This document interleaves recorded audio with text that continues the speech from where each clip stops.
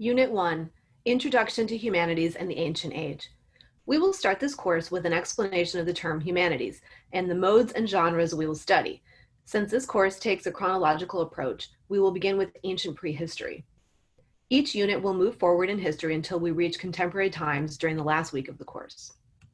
What is humanities? Humanities is the study of the creative processes of humans and their modes of expression. Modes of expression include art, sculpture, music, opera, dance, drama, literature, film, video, photography, and digital media. A mode is a form of expression, while a genre is a particular style within a mode. For example, dance is a mode. Hip-hop or ballet are examples of genres of dance. In this course, you will see two different methods of recording time. The traditional method in the West is BC and AD, which stands for before the birth of Christ, in Anno Domini, in Latin, which is the year of our Lord in English. Because this is a Christian-centric method of recording time and less than 1/3 of the world population identifies as Christian, many historians use a non-denominational method of recording time.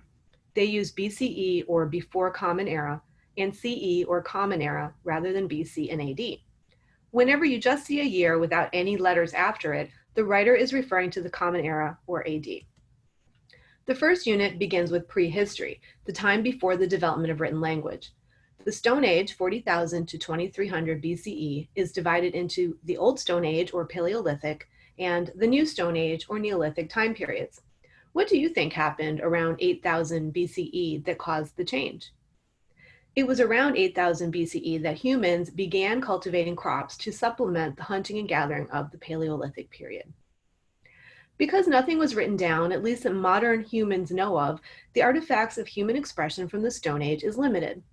Music and stories may have been passed down through oral tradition, but we have no surviving record. What we do have is artifacts made from durable materials such as stone and metal. Early people had cultures, but were mostly nomadic until civilizations were established near rivers, as you can see from this map. We will briefly explore the ancient civilizations of Mesopotamia, China, the Indus Valley, Egypt, Sudan, and the Americas. Empires of the Near East. Around 3500 BCE, civilizations developed in Mesopotamia, the area between the Tigris and Euphrates rivers, in what is now Iran and Iraq, and Sumeria. The Sumerians told a creation story or creation myth about the creation of the world called the Enuma Elish, which was later recorded by the Babylonians in cuneiform on clay tablets. There are aspects of myths from this time period and region which are not unlike the stories recorded in the Hebrew Bible and the Christian Old Testament. One is the Epic of Gilgamesh, which contains a story of a great flood. The Babylonian king Nebuchadnezzar II conquered Judah, destroyed the first temple, and was responsible for the Babylonian captivity. The earliest form of writing, cuneiform, consists of pictographs carved into clay. This fragment is around 5,000 years old. The Stele of Hammurabi contains relief sculpture and cuneiform text of the Code of Hammurabi. This was a detailed list of laws and punishments from King Hammurabi. 282 of these laws exist on the stele. The most famous of these laws is number 196, an eye for an eye.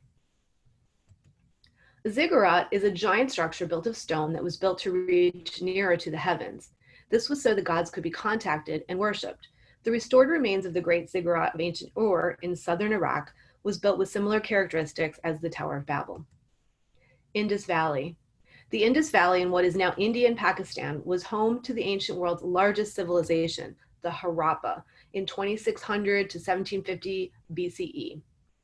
Evidence of two planned cities can be found at Harappa and also at Mohenjo-Daro, the Mound of the Dead. Archaeologists have discovered that the Harappans were skilled at developing weights and measurements. Their bricks were perfectly even, and that they created art made of gold, terracotta, and stone. They probably used a writing system that was similar to the Sumerian cuneiform and Egyptian hieroglyphics. Around 1500 BCE, people in the Indus Valley wrote down a large body of sacred text in Sanskrit. This religious text is called the Vedas. A later part of the Vedas is called the Upanishads. Around 1000 BCE, two major epics were recorded, the Mahabharata, which contains the Bhagavad Gita, and the Ramayana. These form the primary religious text of Hinduism, which is the third largest religion in the world today. Bronze Age China. During the Bronze Age, the period between the 2nd and 3rd millennia BCE, when bronze was used for tools, art, and other objects, two major civilizations developed in China, the Shang and the Zhou. We have evidence of some of their artwork, particularly carved jade figures, cast bronze figures and vessels and instruments, and the Taoti pattern or motif. Africa, Egypt, and Sudan. Two major civilizations developed in ancient Africa. Egypt developed along the Nile River. One of the most prominent relics from this time were the giant pyramids built as monumental tombs for pharaohs. The Egyptians, like most ancients, tended to believe in a pantheon of many gods and goddesses. This belief is called polytheism. One exception is Akhenaten, who introduced the worship of one god, Aten. The Great Pyramids at Giza contain three main pyramids, Giza, Khafre, and Menkaure. Also on the complex is the limestone statue of the Great Sphinx. Each pyramid houses the mummified bodies of the pharaoh, his wife, and their attendants and their belongings. One of the many stories in ancient Egyptian mythology is the story of Isis and Osiris. Children of the god Geb and the goddess Nut, the brother and sister married and were later sabotaged by their brother Set. Osiris was killed and chopped to pieces. Isis set out to recover his body and save him. Somehow they conceived a son, Horus, and Osiris ruled the underworld. The Americas. Humans migrated north and east toward North America around 15,000 years ago by way of the Siberian Ice Bridge. By 1800 BCE, the megalith Stonehenge was constructed in Salisbury, England. This structure was likely used as an astronomical device or a calendar. The sun lines up perfectly at the solstices.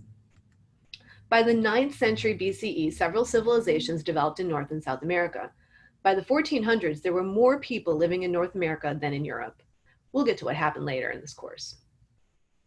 One of the earliest civilizations in the Americas developed in what is now Caral, Peru.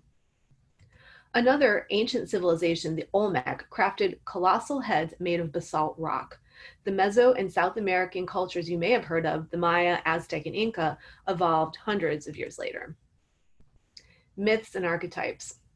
A myth is a story told by a culture to explain something. Archetypes are universal mental images that are evident in myths, symbols, rituals, and instincts of human beings. The concept was developed by the Swiss psychologist Carl Jung in the early 20th century. The collective unconscious is the idea that all humans have a common background expressed in our thoughts, memories, and dreams. Joseph Campbell wrote about this in his book, The Power of Myth. Some examples of archetypes in our stories are the characters of the shadow, the anima or animus, the female side of a male or the male side of a female, the divine couple, the child, the self, the hero, the wise man, and the goddess. You will find these character types in stories from biblical times to modern stories like The Lion King and Star Wars. What evidence can you find of the collective unconscious and archetypes in the art, stories, and architecture of the various cultures we have seen in the ancient world? For example, look at this pyramid. What does it remind you of? You probably thought of the pyramids of Giza or the Ziggurat of Ur. This pyramid, however, was constructed around 150 outside of present-day Mexico City. How did the culture that created this have a knowledge of this ancient structure when transatlantic transportation was not possible? Perhaps the image is part of our collective unconscious. Take a look at this figurine, the Woman of Willendorf, also known as the Venus of Willendorf, which was found in present-day Austria. While it may seem like a distinct depiction of a female figure, it was just one of many similar-looking figurines and statues found across Eastern and Northern Europe around 25,000 BCE. How is this figure an archetype? 27,000 years later, a French-American sculptor created this image. How is this female image part of our collective unconscious? This first unit is just a broad overview of the art of ancient peoples. In the next units, we will focus more specifically on a culture and on much narrower time periods. Be sure to read the required readings for this unit for a more in-depth description of the topics introduced here.